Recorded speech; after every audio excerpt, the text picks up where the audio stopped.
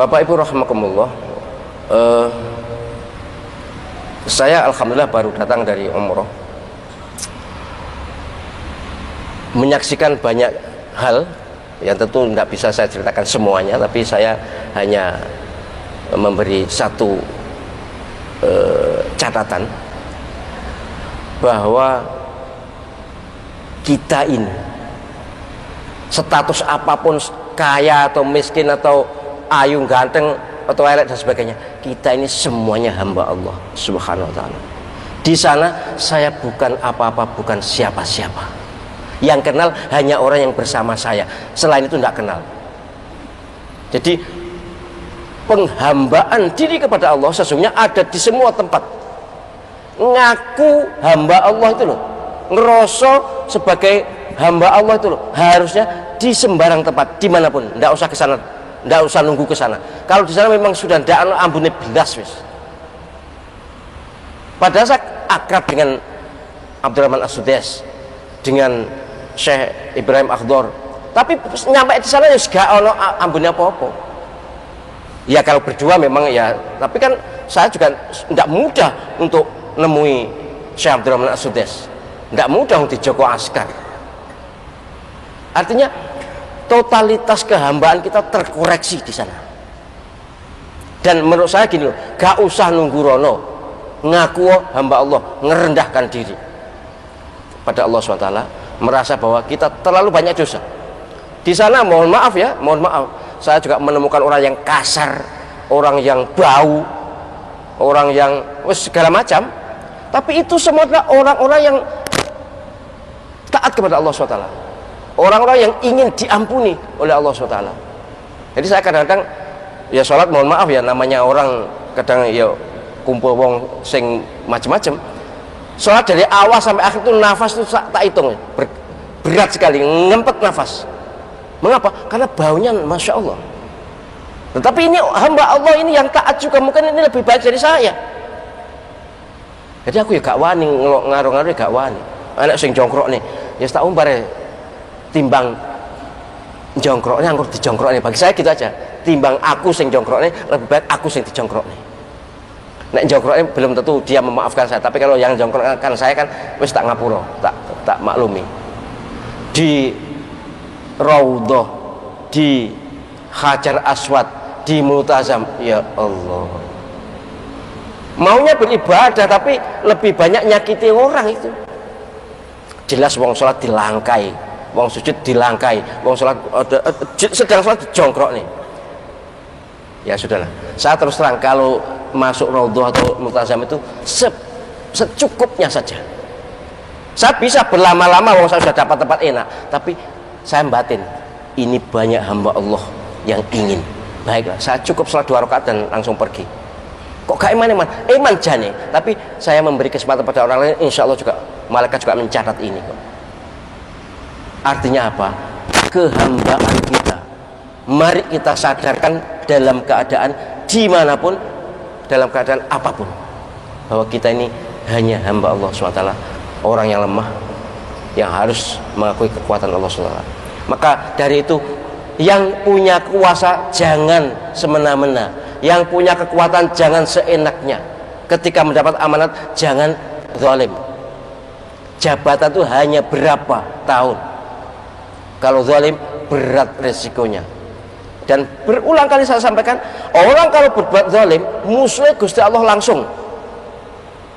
Sekali lagi saya ulang, di ayat Al-Quran banyak, di hadis banyak, orang yang zalim itu lawannya bukan manusia yang dizalimi, tapi Allah Subhanahu wa taala. Maka segala bencana itu disebabkan karena banyaknya orang zalim, banyaknya kezaliman. Wa ma kunna muhlikil qura illa wa ahluha zalimun. Kalau banyak orang zalim, itu musuh Gusti Allah nyungsep. Orang ingin menang kok zalim, nyungsep. Zalim itu ya zalim ya. Wa syai'in fi ghairi mahalli. Zalim itu lawannya adil. Wong kok zalim, ya katakanlah mungkin ngakali, mungkin curang itu dianggap bagus, tapi lawannya Gusti Allah langsung ya. Takutlah kepada Allah SWT, bahwa Allah SWT maha kuasa, maha segalanya, maha bisa.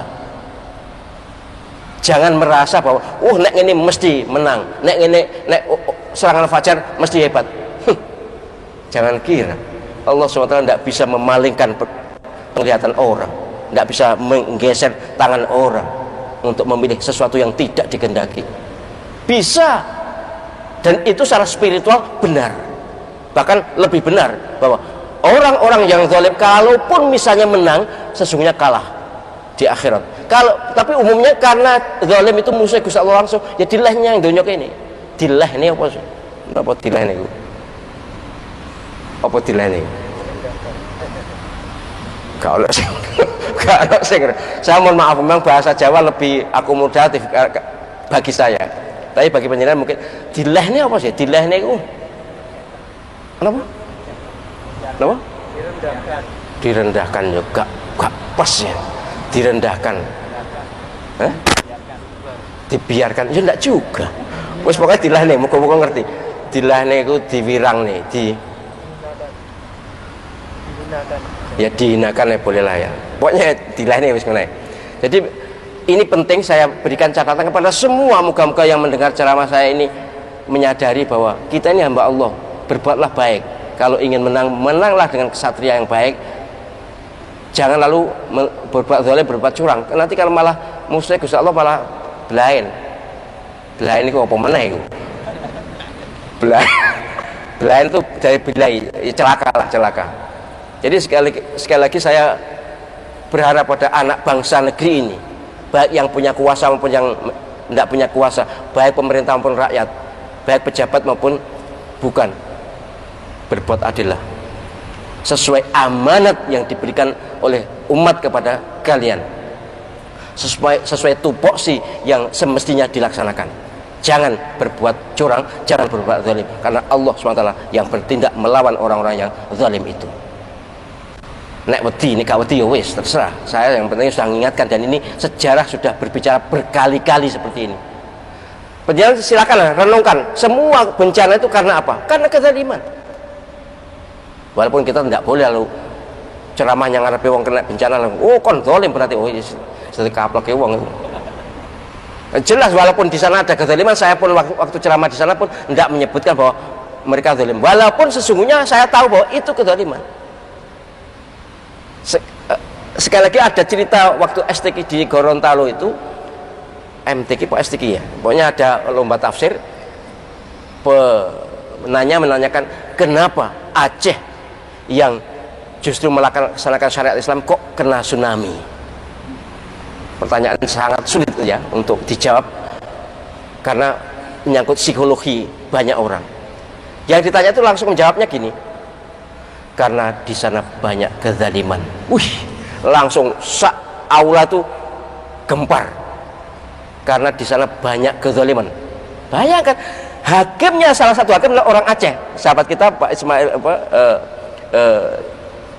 Azman Ismail, Profesor Dr. Azman Ismail, hakimnya itu orang Aceh. Terkejut juga, tapi ketika disuruh menjelaskan, jelaskan kenapa begitu. Sebab ada bencana tanpa ada kezaliman. Lalu baca surah Al-Qasas ayat 59 tadi, wa ma kunna muhlikil qura illa wa ahluha zalimun. Kami Allah SWT tidak mungkin menghancurkan suatu negeri kecuali di situ banyak orang-orang zalim. Baru ngedong semuanya karena yo podo ngerti nih. Loh kalau yang lain apa ndak zalim? Ya zalim, tapi nek ngaku melaksanakan syariat Islam tapi kemudian masih banyak maksiat, ya CJ hukumnya karuan kafir pisan. Loh nek pilih nek gelem nek enak kafir karuan silakan, nek kafir pisan malah diumbar. Wa yamudhum fi tughyanihim ya'mahun. Memang kalau sudah kafir pisan karuan wis. Makanya kenapa kok di Eropa tidak ada bencana? Ada sih ada, tapi memang karuan. Ya mohon maaf ya, itu statement Qur'ani seperti itu. Jadi sekali lagi saya sangat berharap kepada kita semuanya, umat beragama ini harus ada kesadaran bahwa apa yang kita lakukan itu ada resikonya, ada akibatnya. Yang kita lakukan tidak bebas dari pengawasan Allah SWT melalui dua malaikatnya. Tidak ada, tidak berarti lepas dari hukuman Allah SWT. Kalau kita zalim pada manusia, hukumannya biasanya di dunia ini. Tapi nek zalim kepada Allah SWT atau ingkar tidak melaksanakan perintah-perintah Allah SWT atau melanggar larangan Allah SWT, ditunggu tobatnya. Kalau tobat ya sudah. Tapi kalau kesalahan dilakukan merugikan manusia, hukumannya di dunia ini sebelum nanti di akhirat. Ada hadisnya. Jadi saya tidak gombal, saya tidak mungkin omong kosong. Ini peringatan untuk semuanya, sebab ada gelagat orang-orang yang mau enak tapi dengan cara yang tidak benar.